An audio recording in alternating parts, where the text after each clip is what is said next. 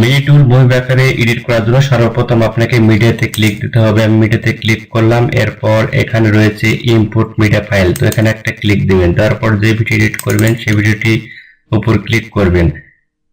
Click করার পর আপনার ভিডিও এখানে চলে আসবে। এই ভিডিওটি সুন্দর করে ড্র্যাগ করে চাপ দিয়ে ধরে নিয়ে সেখানে ছেড়ে দিবেন। তার সঙ্গে সঙ্গে ভিডিওটি কিন্তু চলে আসছে। এরপর আপনি যদি মনে করেন এতটুকু আপনার কাটার প্রয়োজন, তাহলে নিয়ে আসবেন। নিয়ে এসে এই যে ক্যাচির মতন একটা আইকন রয়েছে এটাতে ক্লিক দিবেন। তারপর এই পাশে আপনার কেটে গেছে, এখান থেকে ডিলিটে ক্লিক দিলে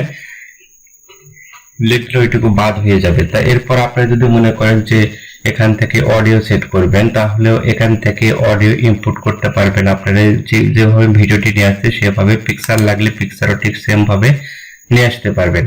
এরপর যদি আপনার ডিফল্ট কিছু অডিও দেওয়া আছে, এখান থেকে যদি অডিও প্রয়োজন হয় তাহলে আপনার এই পাশ থেকে যে ধরনের অডিও প্রয়োজন সেই ধরনের অডিও এখান থেকে নিতে পারবেন। এরপর কি রয়েছে টেক্সট, এখান থেকে আপনার টেক্সট নিয়ে এসে এডিট করতে পারবেন। তো আমি একটা দেখিয়ে দিচ্ছি আপনাদের কিভাবে এডিট করবেন। জাস্ট মনে করেন যে এটার প্রয়োজন আপনার, এটার উপর ডবল ক্লিক করবেন, প্লাস আইকনে ক্লিক করার পর এটা কিন্তু এখানে চলে আসবে। আসলে এটা এডিট করার জন্য এই পাশে দেখবেন যেটা লিখে দিবেন সেটাই কিন্তু এখানে শো করবে। এই যে এটা কিন্তু অ্যানিমেশন দেওয়াই থাকে, আপনার জাস্ট এখানে টেক্সটটি লিখে দিলে অটোমেটিক ভাবে অ্যানিমেশন হবে। এরপর ট্রানজেকশন এখানে রয়েছে, অনেকগুলো ট্রানজেকশন রয়েছে। কি ধরনের ট্রানজেকশন দিতে চাচ্ছেন এখান থেকে নিয়ে নিতে পারবেন। এরপর ইফেক্ট রয়েছে, বিভিন্ন ধরনের ইফেক্ট এখানে রয়েছে। নিচের দিকে যদি আমি আসি দেখতে পাবেন অনেকগুলো ইফেক্ট রয়েছে। যে ধরনের ইফেক্ট আপনার প্রয়োজন সেই ধরনের ইফেক্ট এখান থেকে নিতে পারবেন। এরপর ফিল্টার রয়েছে, ফিল্টার দিয়ে আপনার বিভিন্ন ধরনের ভিডিও কালার করতে পারবেন। তো আমি একটা আপনাদের দেখে দিচ্ছি জাস্ট কিভাবে ফিল্টার গুলো নেবেন। তো ফিল্টার নেওয়ার জন্য এখানে অনেক ধরনের ফিল্টার রয়েছে, আপনার ভিডিওর কোয়ালিটি অনুযায়ী একটি ফিল্টার নিয়ে নেবেন। তো আমি এটা নিচ্ছি। দেখুন এখানে আমি ড্র্যাগ করে ছেড়ে দেওয়ার সঙ্গে সঙ্গে কিন্তু এই কালার এখানে হয়ে গেছে। তো এইভাবে আপনি যদি মনে করেন আরো কালার বৃদ্ধি করবেন তাহলে এখানে ক্লিক দিয়ে এখানে সামনে পিছনে এগুলো বাড়িয়ে দেখবেন আপনার কোনটি ম্যাচিং হয়।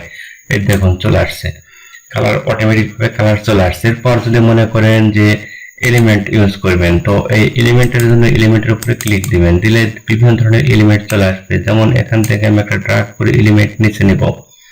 তো দেখুন চলে আসছে এলিমেন্টটি। এই এলিমেন্টটি আপনি এডিট করতেও পারবেন, ইচ্ছা করলে এডিট করতে পারবেন।